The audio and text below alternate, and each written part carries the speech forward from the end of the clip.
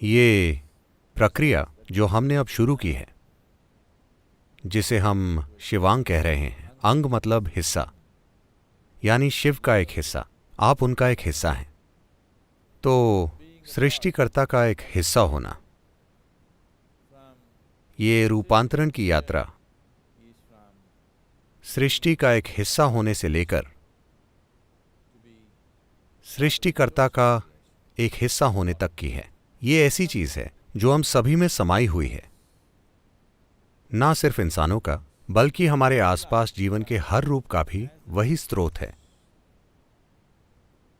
लेकिन हमारे पास जो सबसे बड़ा अवसर है या जो सबसे बड़ी चुनौती है, हमारे जीवन में जो सबसे बड़ी संभावना है, वो ये है कि हमारे अंदर उसका अनुभव करने की क्षमता है। हम उसे एक चेतन प्रक्रिया में बदल सकते हैं। कोई भी दूसरा जीव ये नहीं कर सकता।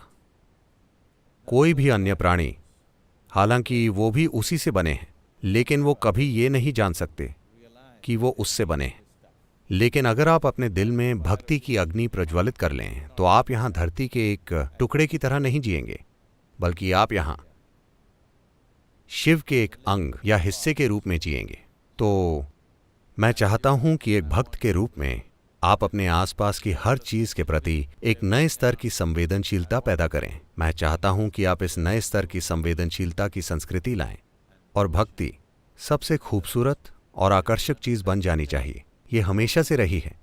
This is what human heart longs for, that it wants to be on fire without reason. इंसान का दिल इसी चीज की इच्छा रखता है। ये बिना किसी वजह से प्रज्वलित रहना चाहता है। अगर ये बिना किसी वजह से प्रज्वलित नहीं है, तो आप इसे हार्मोन्स की मदद से प्रज्वलित करेंगे। अगर भक्ति नहीं है, तो आप किसी से लगाव रखने की बुरी तरह से कोशिशें करते रहेंगे। अगर भक्ति है, तो आप देखेंगे कि आप जो भी चाहते हैं वो आपके अंदर ही हो रहा है। सबसे खूबसूरत चीजें आपके अंदर ही हो रही हैं।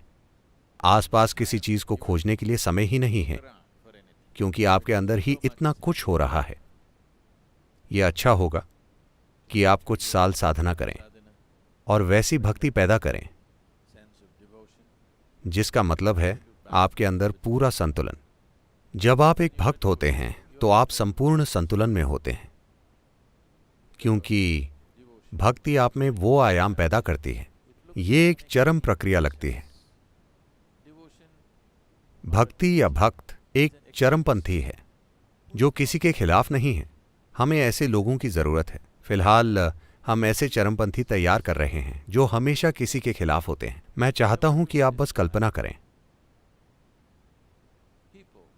उग्रवादियों जैसे लोग जो इस धरती पर तबाही मचा रहे हैं, लेकिन उनमें एक आयाम है जो बहुत मूल्यवान है। वो ये है कि वो उस चीज के लिए मरने के लिए तैयार हैं जिसे वो कीमती मानते हैं।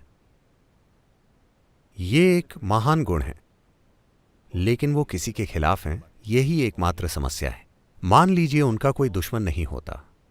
मान लीजिए आपका कोई दुश्मन ना हो और आप में दुश्मन बनाने की क्षमता भी ना हो, पर आप चरमपंथी हों, तो आप एक शानदार तीव्र इंसान होंगे, है ना? एक बहुत ही तीव्र और शानदार जीवन होंगे आप, अगर आप बस इतना करें कि अपने अंदर कोई दुश्मन ना बनाएं। अगर आप कोई दुश्मन नहीं बनाते और आप एक चरमपंथी हैं, तो ये जीने का जबरदस्त तरीका है, क्योंकि आप एक तीव्र जीवन जिएंगे, पूरी तरह से तीव्र। जब आप किसी चीज के खिलाफ नहीं होते और किसी चीज के साथ भी नहीं होते, बस एक चरमपंथी, तो आप जीवन के जबरदस्त अंश होंगे।